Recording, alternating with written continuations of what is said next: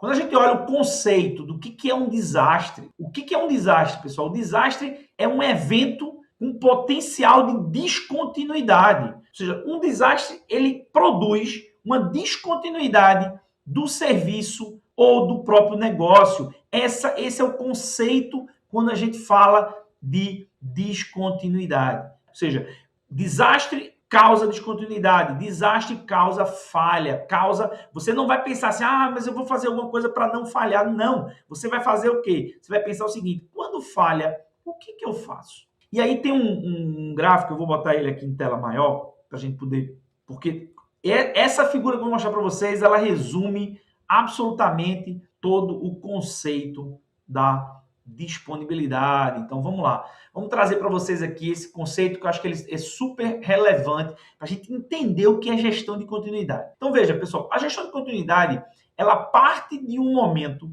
onde houve um desastre. Então imagina que esse ponto zero desse gráfico é um momento do desastre, é um momento onde houve o fato, ocorrência de algum evento que gerou uma indisponibilidade geral no teu ambiente, na tua infraestrutura, na tua tecnologia. Se a gente está falando de tecnologia, se a gente está falando de gestão de continuidade de negócio, gerou indisponibilidade no teu serviço ou no teu negócio em si, na operação do teu negócio. Então, a partir desse evento, 3 grandes ações surgem, na verdade 2 imediatos, um tem um certo delay.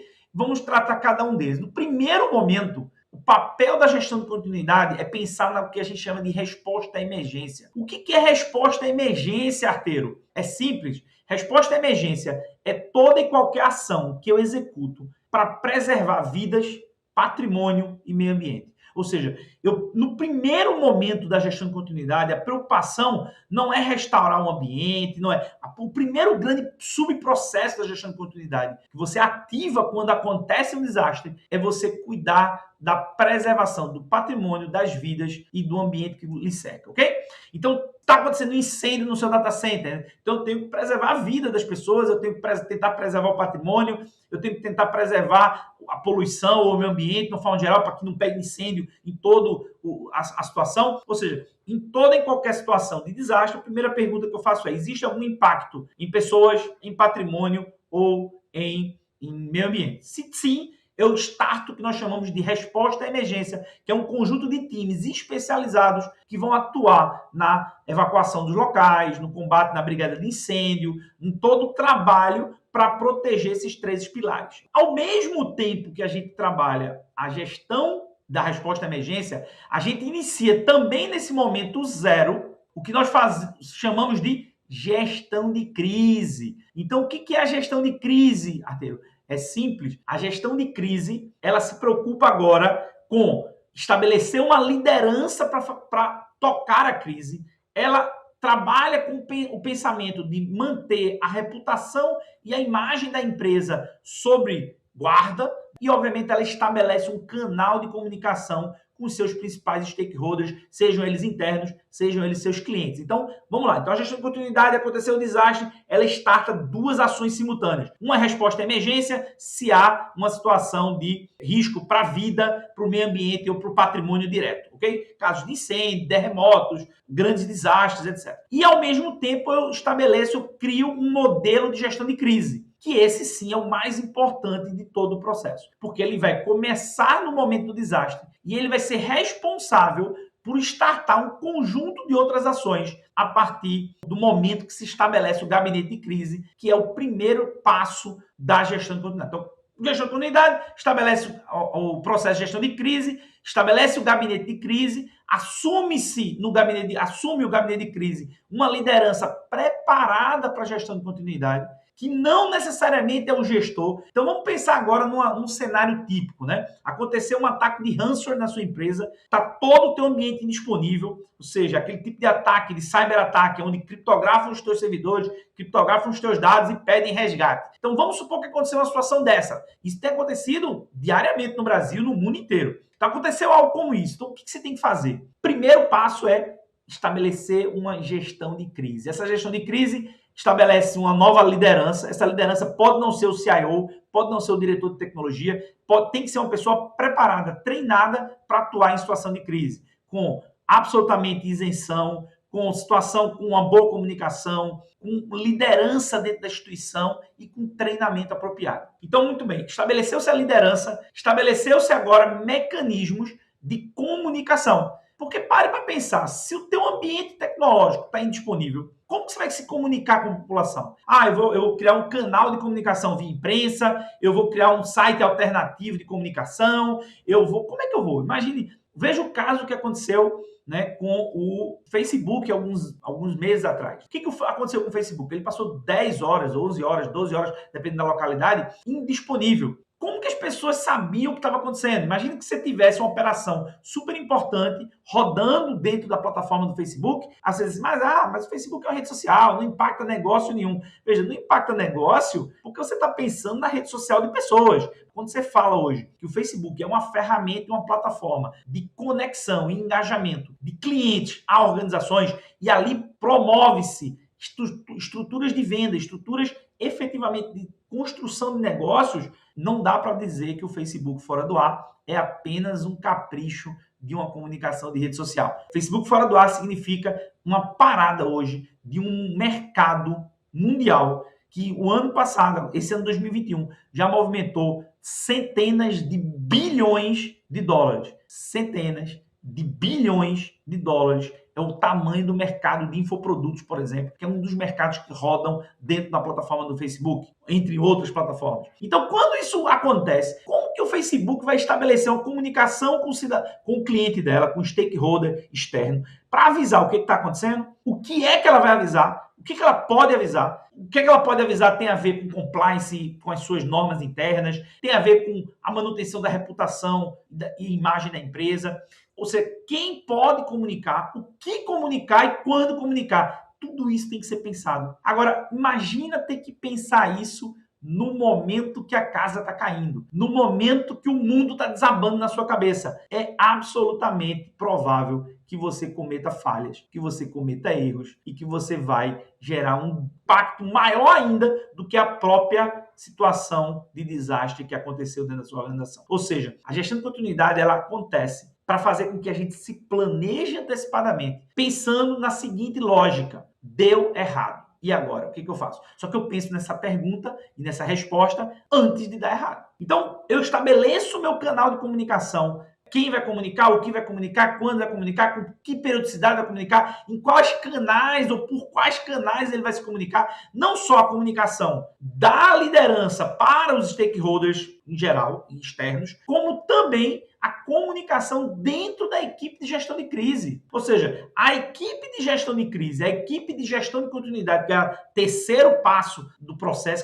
ou seja, aquela equipe que vai atuar para tentar levantar a tua infraestrutura, fazer com que os teus serviços voltem, essa equipe precisa ter um modelo de comunicação, precisa ter ativamente uma situação de como ela vai se comunicar, como ela vai atuar de forma integrada para fazer com que a ação aconteça. Principalmente hoje, pessoal, no mundo onde a gente está, no mundo digital, onde as pessoas estão home office, onde as pessoas estão fora dos seus locais físicos. Então, como que essa equipe vai se comunicar se, por exemplo, o meu ambiente colaborativo de comunicação estiver offline? Mas o meu ambiente colaborativo ele é o Google, ele é a Microsoft Office 365 ou G Suite. Ótimo, beleza. Então, provavelmente o teu ambiente ele não vai cair, teu ambiente de colaboração. Mas e se não for? E se você tiver situações onde você tem parte do teu ambiente na nuvem, parte do teu ambiente dentro de casa? Então, tudo isso tem que ser pensado. Hoje, inclusive, a contratação de estruturas de colaboração em nuvem é um grande passo na gestão de continuidade. Se você me perguntar hoje se vale a pena ter um ambiente, sim. Hoje, a vantagem de você ter um ambiente como esse dentro da nuvem para situações de desastres internos é absolutamente tranquilizador. Porque você sabe que o teu desastre interno não vai afetar os teus arquivos, a tua comunicação, os teus e-mails, etc. Agora, vamos supor que o desastre envolva o teu ambiente de nuvem, né? Ou seja, imagine que foi o Google ou a Microsoft. Lógico, isso é muito pouco provável, mas você também tem que pensar sobre essa possibilidade. Se você pendura todo o teu negócio, toda a tua operação dentro de uma plataforma de nuvem, pergunta que você tem que se fazer é: e se essa plataforma falhar? A gestão de continuidade ela tem que prever essa situação também. O que eu faço se ela falhar? Então, uma vez que agora eu tratei a gestão da resposta à emergência, vidas, patrimônio, meio ambiente. Eu cuidei da gestão de crise, estabeleci liderança, comunicação adequada e cuidei da reputação e da imagem da empresa, estabelecendo um modelo de comunicação apropriado para o que falar, quando falar e para quem falar. Qual é o próximo passo? Então, o nosso próximo passo envolve agora o que nós chamamos de continuidade e recuperação, que é essa curva verde. Você vê que a curva verde ela não começa exatamente no momento do desastre. Ela não começa aqui, ó, no momento exato do desastre. Ela tem um delay. Por que tem um delay? Porque existe uma atividade dentro do desastre, né, de resposta à emergência, de estabelecimento de gestão de crise, que leva um certo tempo aqui para se tomar a decisão, talvez a decisão mais importante da gestão de continuidade. Muita gente me pergunta qual é a decisão mais importante durante uma crise. Durante uma crise, a decisão mais importante a ser tomada é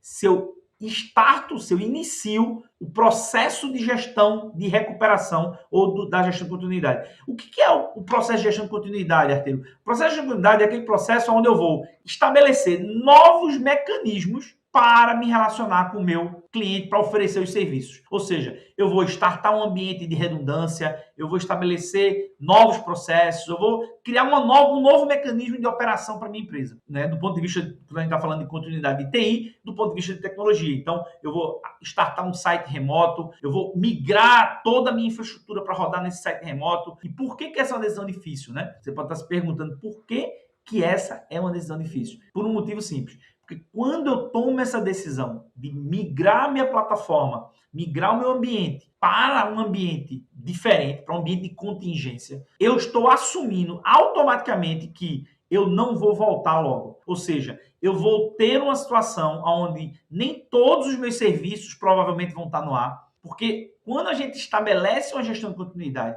uma das coisas que a gente tem que entender é que não necessariamente todos os serviços vão voltar ao ar da forma que foi pensada. Ou seja, é possível e é provável que você estabeleça um acordo entre a gestão e a gestão de tecnologia, entre a governança e a gestão de tecnologia, para que uma parte dos teus serviços voltem para o ar dentro de alguns níveis de serviços acordados. E é possível que exista um conjunto de outros serviços que fiquem absolutamente offline. Isso é comum de acontecer na gestão de continuidade. Por quê? Porque não necessariamente o teu site de redundância, o teu ambiente redundante vai ter a mesma capacidade, o mesmo potencial para migrar toda a tua operação, todos os teus serviços, todos os teus sistemas, todas as tuas aplicações. E, inclusive, até porque em algumas situações, a migração dessa infraestrutura, desse conjunto de dados, porque quando a gente está falando de migrar uma operação, eu tenho dados aí para serem eventualmente tirados de um ambiente e colocados em outros. Se eu não tenho, se for um ataque de ransomware e meus dados estão absolutamente indisponíveis, eu vou ter que agora acionar o meu backup. E aí, acionar o meu backup, algumas pessoas perguntam assim, mas o meu backup é online, todos os meus dados são salvos e armazenados num disco. Isso não é backup, ok? Do ponto de vista da gestão de continuidade, do ponto de vista, ouçam o que eu vou dizer agora, que esse é um ponto chave para diferenciar a gestão de continuidade de tudo que você imagina ou que acha que faz. A gestão de continuidade, ela parte do princípio, do ponto de vista de continuidade, o único backup que é válido é o que a gente chama de backup off-site e offline. Ok? Ou seja, eu tenho uma cópia dos meus dados guardados de forma offline em algum local fora do meu site principal e de preferência distante. Então, quando a gente está falando disso, dá para pensar que, então eu estou guardando meus dados na nuvem, com isso eu tenho a capacidade de recuperar. Veja, guardar os dados na nuvem é legal, só que se esse dado está online, se a tua infraestrutura local consegue acessar esse dado do backup online, ele não é considerado válido do ponto de vista de gestão de continuidade. Por quê? Recentemente agora tivemos um caso de um cyberataque que fez o quê? Óbvio, ele atacou a infraestrutura principal e depois atacou a infraestrutura de backup. E ele criptografou tanto o backup quanto... E aí o mundo da casa caiu. E aí o que eu faço? Para quem está curioso se isso é possível, veja pessoal, isso parece coisa de filme, né? E realmente é coisa de filme. Então para quem já assistiu, por exemplo, a série Mr. Robot, né, lá no Amazon Prime tem o Mr. Robot. O Mr. Robot ele faz exatamente isso, né? Ou seja, ele quer destruir um grande sistema financeiro. O que ele faz? Ele ataca o sistema principal e ataca o backup simultaneamente. Então, o que ele faz? Ele indisponibiliza os dois ambientes. Então, Obviamente, se o teu ambiente de backup, se o teu ambiente onde tu está guardando os teus dados a cada X unidade de tempo, pode ser diário, mensal, por hora, por minuto, online, o que for. Se esse ambiente ele é acessível e está online, para a gestão de continuidade ele não vale. Por quê? Porque ele pode ser atacado da mesma forma que a infraestrutura principal. E se isso pode ser atacado igual, ele não é válido para uma situação onde eu tenho que restaurar diante de uma situação de crise. Então, a pergunta é, eu estou preparado para ter dados offline, off-site? Se eu não estou, eu estou já cometendo a primeira grande falha para ter, talvez, uma das possibilidades de não conseguir voltar o meu ambiente à completude, né, dos seus serviços, ok? Então, a equipe que vai trabalhar essa restauração dos serviços em um ambiente de continuidade, ou seja, eu restaurar, levantar meus serviços em um ambiente onde eu estabeleci níveis de serviços acordados diferentes dos níveis de serviços originais, eu estabeleci um prazo para essas coisas acontecerem, tudo isso precisa-se de uma equipe para fazer, uma equipe para pensar sobre essas coisas, ok? Então, quando a gente olha sobre o ponto de vista do qual é o conceito do que é a gestão de continuidade, pessoal, gestão de continuidade é nada mais do que aumentar a resiliência dos meus serviços, a capacidade do serviço voltar depois de uma situação de indisponibilidade. Só que é ele voltar, esse ele resiliente, não necessariamente para os níveis originais, mas para níveis acordados previamente entre a gestão e a equipe.